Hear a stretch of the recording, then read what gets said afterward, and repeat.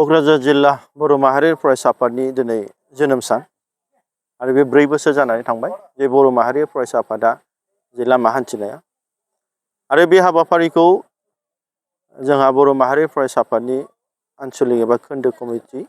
बेनि मावखुलियाव लानाय जादों जोंना जायनारियाव आरो बेवहाय मेहेर गोनां हिसाबै जोंहा दिनै मोनफ्रोमबो आन्चलिक कमिटि खोन्दोनिफ्राय फैनानै फिरफिला उरायनाय हाबाफारिखौ फुङावनो फोजोबबाय आरो बेवहाय जोंहा हमेज मार्टियार्सफोरनो बावनाय जादों आरो बेजों लोगोसे जोंहा जोंनि माननीय आलासि बिथांमोना सफैनो हादों आरो बे ओनसोलनिनो रायजो राजा आरो जोंनि BoNSUनि बिबानगिरि दैदेनगिरि बिथांमोना बे दिनैनि हाबाफारिखौ मोजाङैनो गाजा गोमजायै फालिलांनो हाबाय। दा जोंहा आलासि हिसाबै जोंहा जोंनि बारग' जोंनि बड'फा उपेन्द्रनाथ ब्रह्म बिथांजों समान समान सोमावसारबोनाय जोंहा दानि बड'लेण्ड जनजाति सुरक्षा मन्चनि आफादगिरि दावराव दैख्रेम नार्जारि सार बिथाङाबो आलासि हिसाबै नुजाफैनो हादों आरो बेजों लोगोसे United Tribal Organisation of Assam Marcus Sada बिनि आफादगिरि बिथाङाबो सफैनो हादों बेजों लोगोसे जोंहा क'क्राझार जिल्ला एक्स भलन्टियार फर्सनि लेङाइ आफादगिरि ब्रजेन कुमार ब्रह्म आदा बिथाङाबो सफैनो हादों आरो बेजों लोगोसे गोबां बारग' NDB बिथांमोनाबो सफैनो हादों। दा जोंहा दिनै बे हाबाफारिनि गेजेरजों गोबां जोंनि फैबाय थानाय समावहाय जिथु बर' हारि हिसाबै जोंहा दिनै मावनांगौ खामानि दं आरो बर' माहारि फरायसा आफादा जे जोंहा जोनोम मोनदों मोनसे थांखि लानानै जे मुंख्लंफोरनि आद्रा थानाय जि सिमां आरो बर' हारिनि देरसिन सिमां आलादा बड'लेण्ड रायजो सोरजिनायनि थाखाय दा बेखौ जाफुंसार होनायनि थाखाय जोङो दिनै जि थांखि लादों आरो बेखौ जाफुंसार होनो थाखाय जों जि मोनसे जोंहा मोनफ्रोमबो आफादफोरजोंनो जोङो जयै सावरायनायनि गेजेरजों जों खौसेयै फैबाय थानाय समाव आगान सुरलांनायनि लामा हान्थिनायनि जे हाबाफारि लादों बेखौ जों गुवारै सावरायनाय जादों आरो बेराफारसेथिं बर' माहारि फरायसा आफादा जोंहा जि 4 बोसोराव बे लामा हान्थिनायाव गोबां जों एक्सपिरियेन्स मोनबाय गोबां जोंहा जोंनि बारग' दैदेनगिरि बिथांमोननि जि हेफाजाबजों जों गोबां सोलोंनो हाबाय आरो जोंहा दिल्लीयावहाय दिनै जि जों बोसोरब्रैयावहाय 4 बोसोराव जों 4 बार खेमब्रै जोङो धरना होनायबो थांबाय जायनि गेजेराव जों खेबसे जोङो जेलावबो जोबजानो मोनदों। दा बेनि गेजेरजों जोंहा दिनै फैबाय थानाय समाव फिउचार जि स्ट्रेटेजि जे बर'फोरनि जे आद्रा थानाय सिमां बड'लेण्ड रायजो सोरजिनाय जे बड'फानि आद्रा थानाय सिमां जे जोंहा मुंख्लंफोरनि आद्रा थानाय सिमां बर'फोरनि देरसिन जि सिमां बड'लेण्ड रायजो सोरजिनायनि थाखाय गोदान मोनसे स्टेप्स गोदान मोनसे पलिसि गोदान मोनसे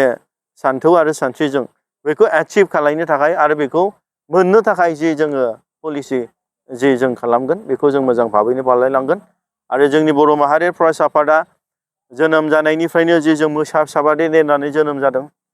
जों बेजोंनो जों आवगायनानै दं खुनु जोंखौ बै 4 बोसोराव जोंनि बर' हारिनि बिर'धि सोरबा बामोन असमियाफ्राबो जोंखौ फोजोबस्रांनो नागिरदोंबाबो जोंखौ फोजोबस्रांनो हायाखै सरकारा जोंखौ गादबनो नागिरदोंबाबो गादबनो हायाखै पुलिस प्रसासना जोंखौ बुख्रेब सुख्रेब जोंखौ जेलाव सोनानै फोजोबनो नागिरदोंब्लाबो जोंखौ हायाखै दा खुनु फर्सआ जोंनि एगेन्स्टआवहाय खुनु फर्स गैया दिनै गसंनो हागोन बेखायनो जोंनि BoNSUनि बिबानगिरि दैदेनगिरि बिथांमोनहा दिनै गोख्रों भाबै दिनै खामानि मावनो थाखाय बांसिन साबसिननिफ्राय हामसिन दिनैनि समाव जानजि खाफ्रागासिनो आरो BoNSUआ निस्सय फैबाय थानाय समाव बर' हारिनि थामोनथा रैखाथिजों लोगोसे बर'फोरनि मोनफ्रोमबो बिथिङाव जोंनि मोसानाय मुसुरनायावनो हक जोंनि खामानि मावनाय आबाद मावनायानो हक जोंनि फरायनायावनो हक गेलेनायावनो हक मोनफ्रोमबो बिथिङाव जिथु जों टटेल रिभलिउसननि जि मोनसे थांखि लादों बेखौ जों मोगथां महर होनो थाखाय जों खामानि मावगासिनो आरो फैबाय थानाय जों जयैनो मोनफ्रोमबो आफादफोरखौ लानानै जों बर' हारिनि थाखाय सिन्था खालामगोन बे दिनै रोखा जाबाय आरो जोंनि सेंग्राफ्राबो खामानि मावलांनो थाखाय साखाफारा जाबाय। BoNSU हिसाबै मोनसे समनिफ्राय ज'यै खामानि मावगासिनो आरो आथिखालाव 2 खोन्दो जानानै दङ आरो जाय गावदों बे बिथांमोनहा मैया दाखालि जे गुफुराव माखासे आन्चलिक खोन्दो दानायखौ नुनो मोनदों बे बिथिङाव मा फोरमायगोन? जोङो बर' माहारि फरायसा आफादा जोंहा दिनै जाय बिथांमोना जोंखौ जोनोम होदोंमोन दिनै मानगोनां जोंहा जोंनि एक्स भलन्टियार फर्स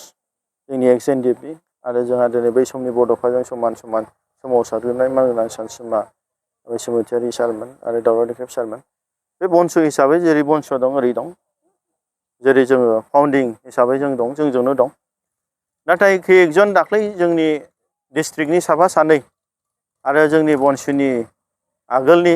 एडभाइजार मनन्जय दैमारि बे बिथांमोनहा आफादनि बिरोधि खामानि मावनायाव, संबिधाननि बेरेखा खामानि मावनायाव बिथांमोनखौ जों एक्सपेल खालामनाय जादों। आरो बिथांमोनहा माखासे गावसिनि साफा सानै एक्सपेल जानाय ग्रुपआ BoNSUनि नाम लानानै अबावबा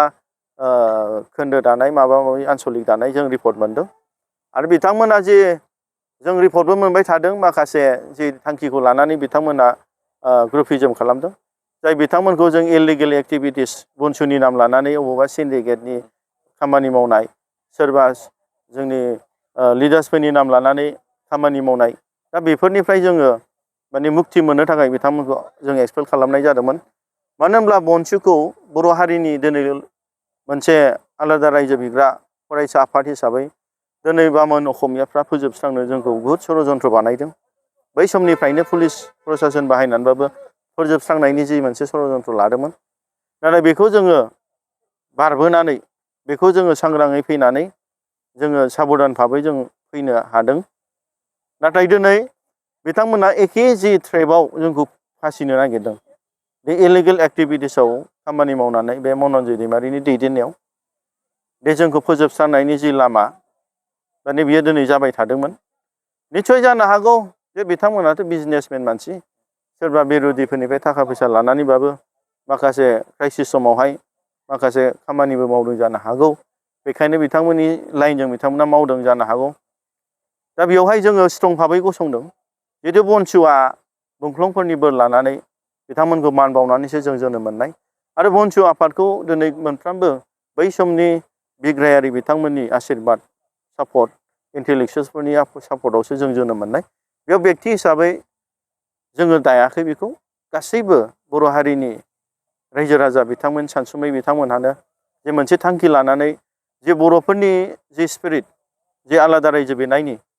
जे स्पिरिट, मुंख्लंफोरनि जि आद्रा थानाय सिमां, बड'फानि जि आद्रा थानाय सिमां, बर' हारिनि देरसिन सिमां आलादा रायजोखौ जाफुंसार होनो थाखायसो दिनै बे जोनोम मोनदों। आरो BoNSUआबो बर' हारिनि थामोनथा रैखाथिनि थाखाय खामानि मावनोसो जों जोनोम मोनदों। बेयाव BoNSUआ सोरबा मनन्जय दैमारिनि दैदेननायाव अबावबा सिन्डिकेट, सोरखौबा दम होनाय, सोरनिफ्रायबा फैसा दाबिनाय, दिनै सोरबा बेक्ति माने माबा सोलिनायनि थाखाय जों जोनोम जायाखै। बेखायनो जों सिदायै बे बिथाङा इलिगेल खामानि मावबाय थानायनि थाखाय जों बिथांखौ एक्सपेल खालामनाय जादों।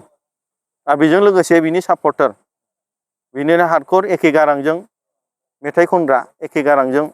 आवाज होग्राखौबो जों पबित्र बर'खौबो एक्सपेल खालामनाय जादों। दा BoNSUआ दिनै सोरबा बिथांमोनजों लोगो जानानै BoNSUनि बिरोधि मावफानाय, जेरै जोंना चिरां डिस्ट्रिक्टनि आफादगिरि बारग' ब्रिटेन इस्लारिखौबो जों एक्सपेल खालामनाय जादों। आरो बेजों लोगोसे सानै साथाम जों एक्सपेल खालामफानाय जादों। दा बेयावहाय जाय बिथांमोना आफादनि बिरोधि मावगोन आरो जाय बिथांमोना बेक्ति सार्थनि थाखाय थाखा फैसानिफ्राय सिन्था खालामगोन, बेयाव BoNSUआव जायगा गैया। आरो आं दिनै बे मिडियानि गेजेरजोंनो गोख्रों भाबै बुंनो लुबैदों, बे जाय बिथांमोना एक्सपेल खालामजानाय बिथांमोना अबावबा थांनानै अबावबा माने माबा माबि दादोंनो, आरो अबावबा खुवारि थुवारि फैसा माबा खांनायनि मोनसे फोसाव बिलाइबो जों नुनो मोनदों। खिन्थु जोङो दिनै बेफोरनिफ्राय जानगाराव था। BoNSUआ माबा बेफोरबादि डिमान्ड खालामनो थाखाय जों जोनोम जायाखै। जों खुद बोसोरब्रै जाबाय जों बेफोरबादि रावखौबो डिमान्ड खालामनो थाखाय जों अर्डारबो होआखै। बर' माहारि फरायसा आफादा सोरनावबा दन दलद डिमान्ड खालामनो थाखाय जों दासिमबो आं पार्सनेलि आफादगिरि हिसाबै आं अर्डार होआखै। जोङो दिनै आफादखौ जोङो रायजोनि अनसायनायनि गेजेरजोंसो जों मावलांनो थाखाय जों नाजादों। आरो रायजोखौ लानानैसो, बयखौबो लानानैसो, लेंग्रा खुज्रा गासैबो बर' हारिखौ, बर' रायजो राजाखौ लानानैसो जों दिनै दावहा नांनो ओंखारदों। सोरखौबा दन दलद दाबिनानै, सोरबा बिजनेस मावनायखौ माने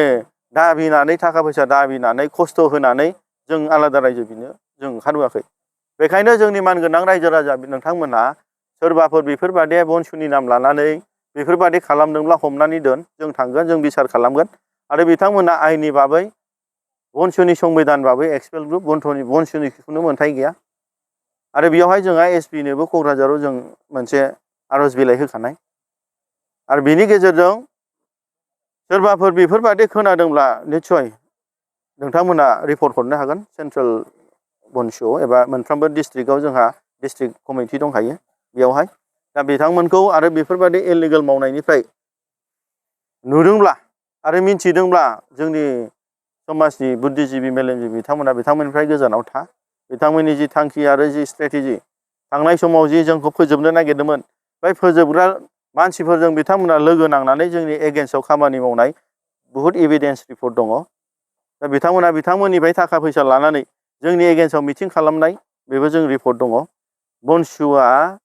जाथिनि थाखायसो ओंखारदों सोरजोंबा जोङो बिरुदि जानो ओंखाराखै सोरखौबा बिजनेसमेनखौ जोङो खस्थ' होनो जों ओंखाराखै बर' जाथिखौ लानानै बर' हारिखौ लानानै बर' जाथिनि जि थांखि बर' हारिखौ जे गेरेमसा दानो थाखाय जि सिन्था खालामदों बेखौसो जों खामानि मावनो ओंखारदों बर' हारिनि थामोनथा रैखाथिनि थाखायसो BoNSUआ दिनै जोनोम जादों खामानि मावनो ओंखारदों आरो बर'फोरनि मुंख्लंफोरनि आद्रा थानाय सिमांखौ मोगथां महर होनो थाखायसो जों जोनोम जादों आरो बर' हारिनि देरसिन सिमां बड'लेण्ड सेपारेट स्टेटखौ दिनै जाफुंसार होनो थाखायसो बर' माहारियारि फरायसा आफादा जोनोम जादों।